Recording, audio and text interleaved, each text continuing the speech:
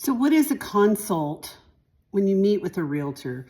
What is the goal? Like if you're thinking of listing your home, what's the goal? Because a lot of people would say the goal is to list my home and get it sold. Like, duh. But I can tell you, my client, Sean, he came to me in 2021. He's a young guy. He had a roommate that lived with him, and he had a little place in Tempe, and he was one of Emma's friends, and we went in and met with him, and we were excited to have a new listing. And I looked at everything and I started asking a lot of questions. So I ask a lot of questions, and hopefully that won't annoy you. I ask a lot of questions to understand your motivation and why you want to move, or why you think you need to move. So in his situation, he had racked up a little bit of debt, and he was, trying to figure out, how do I pay this debt? So I said, well, where are you going? And he said, I'm just going to get a rental close by. And I'm like, okay, why would you do that? How much did you pay? And he told me, and I said, okay, in this market, it'll sell very quickly and it'll sell for more, but you don't have any rent control.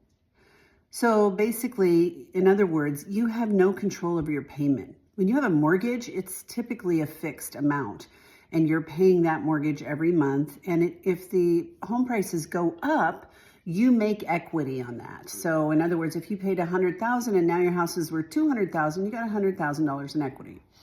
So with him, I said, as much as I would love to sell your home, and if that's what you decide to do, ultimately you're the boss, we're happy to help you. And my recommendation is this: you talk to a mortgage person, you do a refi or a HELOC, and you pull some of the equity out, pay off your debt, and then get your finances in order so that you're not doing that again. And then he actually did that. And several years later, we sold his home. And, he said, I came back to you because of that.